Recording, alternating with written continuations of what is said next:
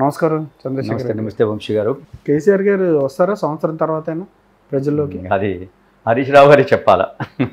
ఎందుకంటే ఆయన ఇంత ఎగులో పెడుతున్నాడు కదా, అది ఇదని రోజు ఒకటి మాటలు మాట్లాడుతుండు కదా, ఆయనతో మాట్లాడిపియాలా. మీరెందుకు మాట్లాడతారు?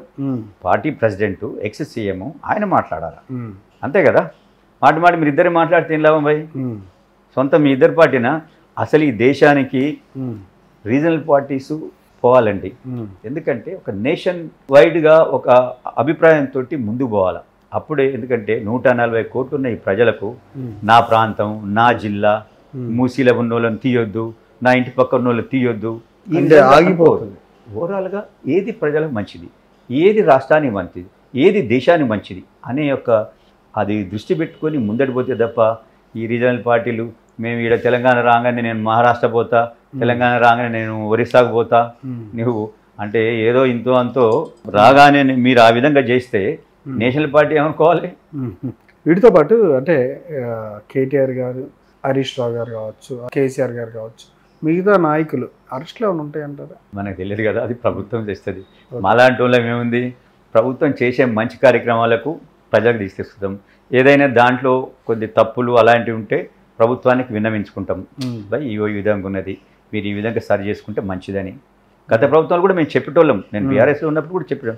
అసలు మాకు అక్కడ చెప్పేదానికి అపాయింట్మెంట్ అని మేము అంటారు. మరి అపాయింట్మెంట్కి ఎందుకున్నావే 10 ఏళ్ళని ఎవరో అంటారు కదా. కానీ ఉంటాం, మరి రాగానే ఇటు అటు మారాలి అని చెప్పి అనుకోం కదా.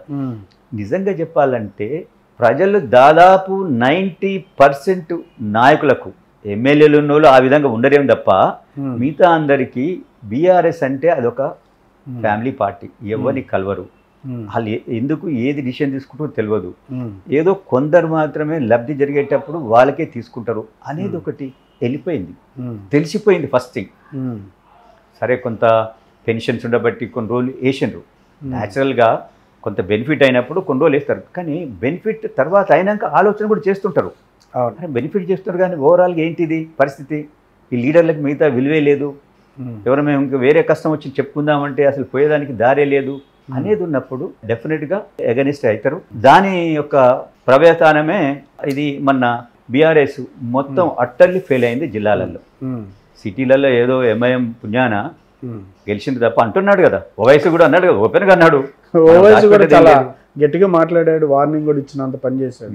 అదే అంటున్నా, రియల్గా ఇట్స్ ఎ ఫ్యాక్ట్, 100% ఫ్యాక్ట్. ఒకళ్ళ మీద వేయకుండా ఆయన చెప్పింది కరెక్ట్ అంటారా? అంతే కదా. హైదరాబాద్లో గెలిచిందంటే న్యాచురల్గా ఎంఐఎం పార్టీ యొక్క సపోర్ట్ అనేది ఉండబట్టే బీఆర్ఎస్ గెలిచింది. లేకుంటే గెలుచుడు అనేది జరగకపో. మీరు జిల్లాలలో చూడండి ఎట్లా పోయిందో. ఏ జిల్లా అయినా కూడా అసలు వాళ్ళకు నిజంగా చెప్పాలంటే నాలాంటి వాళ్ళకు మేము తెలుసుకున్నాం. అంటే లీడర్లలో ఇది ఉందని. కానీ ఒకటేమనుకుంటుంటే ఏదో మేము పెన్షన్లు ఇస్తున్నాం కదా, మేము రైతు బంధు ఇస్తున్నాం కదా. మనుషులకు తాయలాలు ఇచ్చి నువ్వు మంచి అనేది ఓవరాల్గా చేయాలి.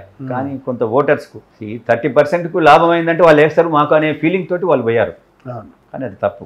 దానివల్ల పెద్ద ఎత్తున ఈరోజు ఎంతో నష్టం జరిగింది. ఈరోజు అంటా ఉన్నారు కదా, ఆ ప్రాజెక్ట్ ఏదైతే కాళేశ్వరం కట్టినరో దాని ద్వారా చాలా ఎక్కువ మొత్తం 1,00,000 కోట్ల దానితో కడితే అది ఎందుకు వెనక్కి రాకుండా పోతే అదే 1,00,000 కోట్లు పెడితే ఎన్ని ప్రాజెక్టులు అవ్వండి, ఎన్ని రోడ్లవు, ఎన్ని స్కూల్స్ బాగవు, ఎంతమంది ఎస్సీ ఎస్టీ విద్యార్థులకు హాస్టల్ కట్టిద్దరు.